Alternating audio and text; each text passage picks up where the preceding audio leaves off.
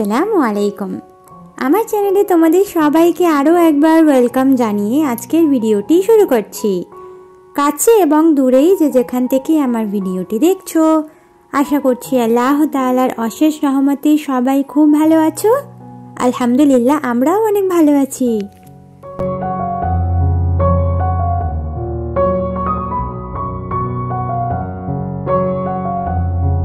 তো আগের দিন যে বিছানার চাদর সাথে বালিশ কাভার সব কিছু আমি তুলে রেখেছিলাম, কালকে তো আর ধুইনি। তো আগের ব্লগে বলেছিলাম যে পরের দিন ধোবো, তো সেগুলোকেই আজকের সকালে সব থেকে প্রথমে ধোয়াধুয়ি করতেও নেমে পড়েছি। কারণ জামা কাপড় শুকানোর চিন্তাটাই কিন্তু আমাদের প্রত্যেকের ঘরের গৃহিণীদের আগে থাকে, আর এখন তো রোদ্দুরের কোনো ভরসাই নেই। হ্যাঁ, তো সেই কারণে ঘুম থেকে উঠে সব থেকে প্রথমে ছাদের মধ্যে এসে জামা কাপড়গুলো ধুয়ে দেবো। তো কিছুক্ষণের জন্য ভিজিয়ে রাখলাম, আর জামা কাপড়গুলো পুরোপুরি আমার ধোয়া কমপ্লিটই হলো না, আমার মেয়ে উঠে হাজির।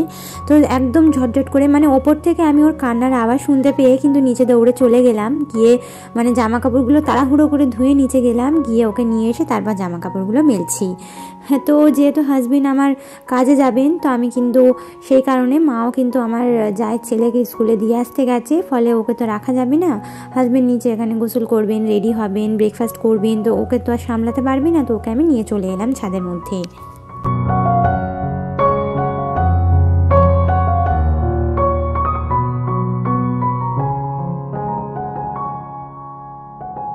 জামা কাপড়গুলো ধুয়ে নিচে গিয়ে আমি ব্রেকফাস্ট করে মেয়েকে খাইয়ে তবেই নিয়ে এসেছি, এসে তবে জামা কাপড়গুলো মেলছি, না হলে অনেকটা লেট হয়ে যাবে মেয়েকে খাওয়ানো। আর ঘুম থেকে উঠলেই তো বাচ্চাদের খিদে লেগে যায়, বেশি লেট করা যায় না, তো সেই কারণেই আর কি।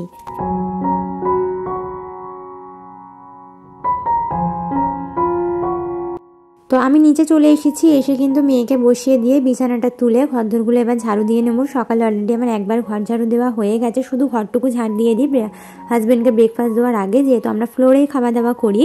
তো উনি বেরিয়ে যাওয়ার পর আবারও কিন্তু ঝাড় দিয়ে একেবারে দালান পাট সব কিছুই ঝাড় দিয়ে নিই, কারণ দালানের মধ্যে আমার হাজব্যান্ডের গাড়িটা থাকে, তো উনি লাগানোর পরে কিন্তু বেশ কিছুটা নোংরা হয়।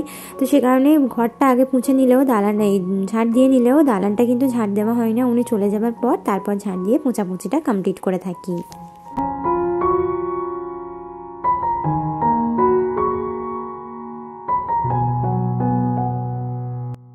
এখন যে জামাগুলো আমি পরছি, এই জামাগুলো কিন্তু আমার বিয়ের বেশ কয়েক বছর আগেকার জামা। তো তখন তো পরতাম, খুব মাঝে মধ্যেই পরতাম, আর বিয়ের পরেও তো তেমন একটা পরা হয়নি, যেহেতু বাবুকে ব্রেস্ট ফিডিং করাই বলে এই সমস্ত জামা কাপড় খুব একটা ভালো করে আমার পরাই হয় না। তো এখন কিন্তু যেহেতু ব্রেস্ট ফিডিংটা খাওয়া অনেকটা পরিমাণে কমে গেছে, তো একটু একটু করে পরার চেষ্টা করি, কারণ ব্লগের মধ্যে না সবসময় একই জামা কাপড় দেখতে আমারও খুব একটা ভালো লাগে না, আর আশা করি তোমাদেরও ভালো লাগবে না। তো সেই কারণে নিত্য নতুনভাবে নিজেকে প্রেজেন্ট করার চেষ্টা করি, যাতে তোমাদেরও ব্লগটা দেখতে ভালো লাগে আর আমারও কাজ করতে বেশ ইচ্ছে করে।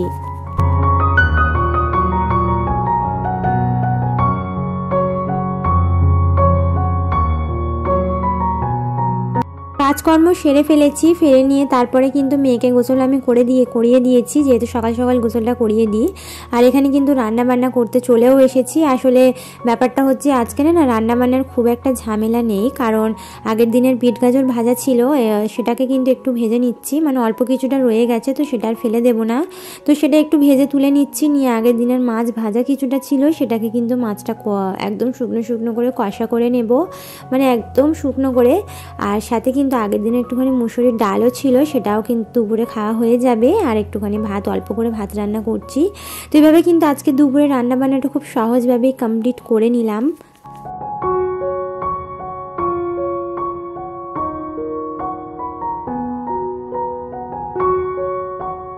তো এখন এমনই আর্থিক পরিস্থিতি চলছে, আমার বলে নয়, প্রত্যেকেরই কোনো জিনিসই, কোনো রান্নার জিনিস হোক বা কোনো কিছু কেনা জিনিসই হোক না কেন, সংসারের প্রত্যেকটা জিনিসই তো আমাদের কিনে খেতে হচ্ছে।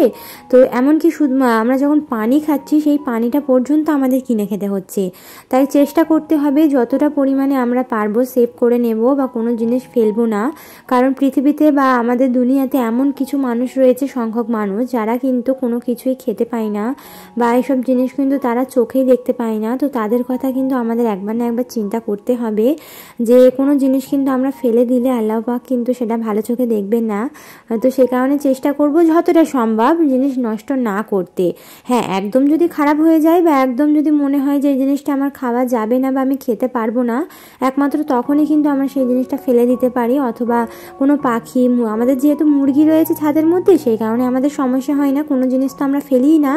যখন একদম নষ্ট হয়ে যায় সেটা কিন্তু আমরা মুরগিদের দিয়ে দিই। আর হ্যাঁ, সত্যি কথা বলতে ভাত তরকারি বেঁচে গেলে যতটা সম্ভব চেষ্টা করি বেলার দিকে খেয়ে নিতে, এই 10টা-11টা নাগাদ। তারপরেও যদি কিছুটা থেকে যায় মুরগিদের দিয়ে দিতে।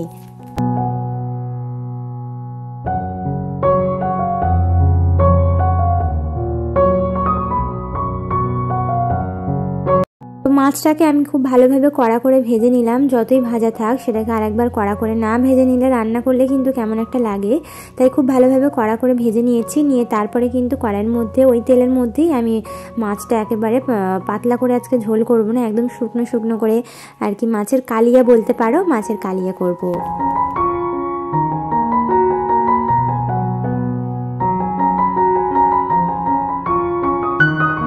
তো যেই দিদি বোনেরা আমার চ্যানেলের মধ্যে নতুন এসেছো, আমাকে প্রথমবার দেখছো, আমার ভিডিও দেখতে যদি তোমাদের একটুও ভালো লেগে থাকে তাহলে অনুরোধ করব আমার চ্যানেলটিকে সাবস্ক্রাইব করে অবশ্যই বেল আইকনটা প্রেস করে দেবে। এতে করে যেটা হবে, আমার ভিডিও ছাড়া মাত্রই তোমাদের কাছে নোটিফিকেশনটা পৌঁছে যাবে। আর যারা অলরেডি কাজটা করে দিয়েছো তাদেরকে অসংখ্য ধন্যবাদ।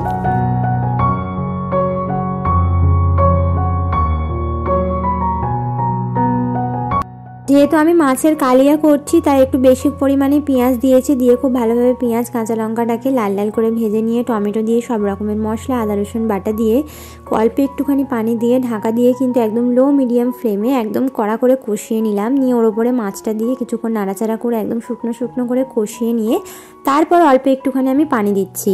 তো পানি দিয়ে কিন্তু 5 থেকে 7 মিনিট খুব ভালোভাবে ফুটিয়ে নিয়ে ধনেপাতাটা দেবো। ক্লিপটা কিন্তু কোনোভাবে আমি মিস করে ফেলেছি ধনেপাতা দেওয়াটা, তবে ধনেপাতা দেওয়ার পর কিন্তু ক্লিপটা আমি নিতে পেরেছি, মানে ভিডিও অনই করিনি আর আমি ধনেপাতা দিয়ে ফেলেছি, তাই আর দেওয়াটা দেখাতে পারলাম না।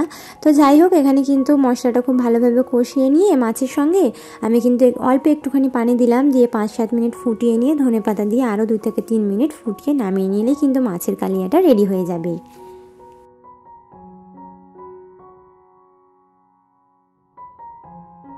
তো অল্প একটুখানি রান্না বান্না দিয়ে আজকে দুপুরের খাওয়া দাওয়া করলাম। আর হাজব্যান্ড তো অলরেডি কাজে বেরিয়ে গেছেন, তো সেই কারণে বেশি কিছু হেভি আমি এমনিতে খাওয়া পছন্দও করি না।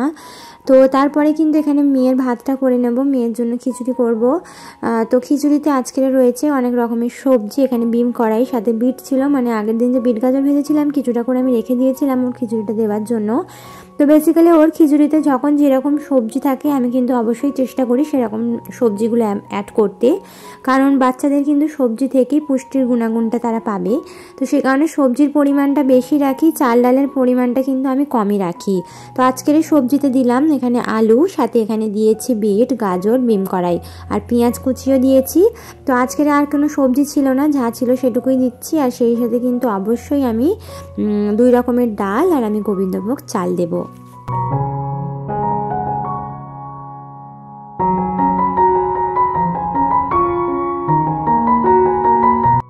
আমার অনেক দিদিবোনেরাই জানতে চেয়েছেন যে আমার মেয়েকে যে খিচুড়িটা আমি দিই, এই খিচুড়িটা আমি ওকে ক টাইম খাওয়াই। তো অবশ্যই ওকে শুধু দুপুরেই আমি খাওয়াই, আর সন্ধ্যের পর মানে ওকে রাত্রের দিকে ঠিক 7টা থেকে 8টা নাগাদ ওকে আমি সুজি রান্না করে খাওয়াই। তোমরা যদি সেই সুজির রেসিপি বা রান্নাটা দেখতে চাও যে কীভাবে রান্নাটা করে ওকে আমি খাওয়াই, তাহলে অবশ্যই আমাকে কমেন্টে জানাতে পারো, তাহলে একদিন অবশ্যই তোমাদের সাথে ডিটেলসে আমার মেয়ের সুজি রান্নাটা তোমাদের সাথে শেয়ার করব।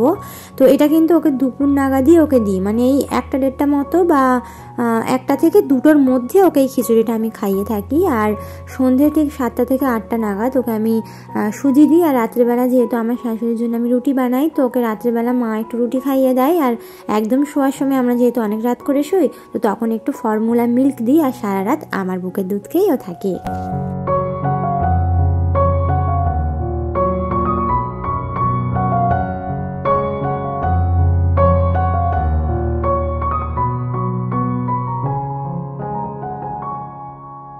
তো আমি কিন্তু গোবিন্দভোগ চাল আর সাথে 2 রকমের ডাল খুব ভালোভাবে ধুয়ে নিয়েছি। আমি কিন্তু রান্নার প্রেশার কুকারের মধ্যেই করি, এতে কিন্তু সময় আর গ্যাস দুটোই বেঁচে যায়।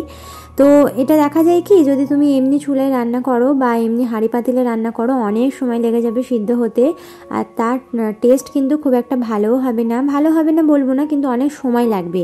কিন্তু প্রেশার কুকারে যদি 3 থেকে 4টে সিটি দাও, আমি কিন্তু 3টেই সিটি দিয়ে নিতে পারো, তাহলে দেখবে খুব অল্প সময় তো হয়েই যাবে, সেই সাথে গ্যাসও বাঁচবে, তোমার সময়ও বাঁচবে, আর রান্নাটাও কিন্তু খুব তাড়াতাড়ি হয়ে যাবে, আর সেই সাথে টেস্টও খুব দারুণ হবে।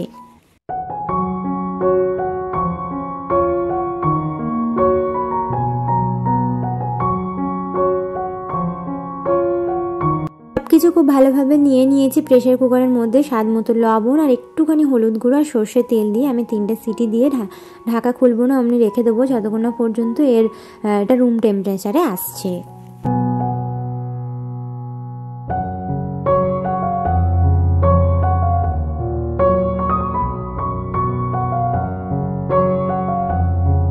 তো রান্নাবান্না তো কমপ্লিট হয়ে গেল, এবারে তো গ্যাস ওভেনটাকেও ক্লিন করতে হবে নাকি, যেমন থালাবাটি পরিষ্কার করি তেমন তো গ্যাস ওভেনটাকেও পরিষ্কার করতে হবে নাকি। তো গ্যাস ওভেন পরিষ্কার করার জন্য আমি যেহেতু কাঠের উনানেই রান্নাটা করছিলাম, তাই গ্যাস ওভেন ক্লিন করার ভিডিও তোমাদের সাথে শেয়ার করা হয় না, কারণ আমি তো গ্যাসে রান্নাই করি না, আমার গ্যাস কিন্তু নোংরাই হয় না, তাই খুব একটা ভালোভাবে পরিষ্কার করতে লাগে না। তো এখন যেহেতু আমি গ্যাসের মধ্যে রান্না করব, তো অবশ্যই গ্যাসের ক্লিনিংয়ের ভিডিওটা তোমাদের সাথে শেয়ার করে, আমি কিন্তু যেই মাজুনি দিয়ে থালা বাসন মেজে থাকি, সেই মাজুনি দিয়েই আমার গ্যাস ওভেনটাকেই খুব ভালোভাবে মেজে থাকি, তাহলে কিন্তু একেবারে চকচকে হয়ে যায়।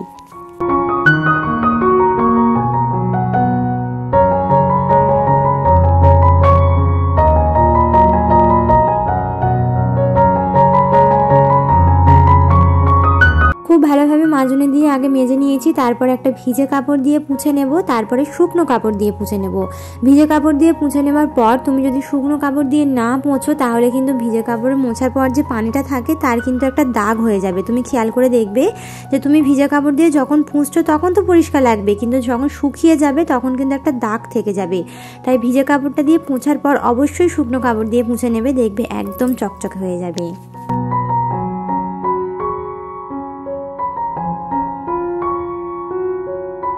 এই যে খাওয়া দাওয়া করতে বসে পড়েছি, তো আগে মেয়েকে খাইয়ে দেবো, তারপরে কিন্তু আমরা খাওয়া দাওয়া কমপ্লিট করে নেবো। তো ওর খিচুড়িটা এইভাবেই কিন্তু আমি হাত দিয়ে ওকে খাওয়াই চটকে, তাহলে কিন্তু খাওয়াতে খুব সুবিধা হয়। চামচ দিয়ে খাওয়াতে গেলে না এক তো ভালোভাবে গাল হাঁ করতে পারে না, আর সাথে জামা কাপড়ে খুব লাগাই, তো আমি হাত দিয়েই ওকে লাঞ্চটা খাওয়াই, আর সুজি রান্নাটা আমি রাত্রে চামচে করে খাওয়াই।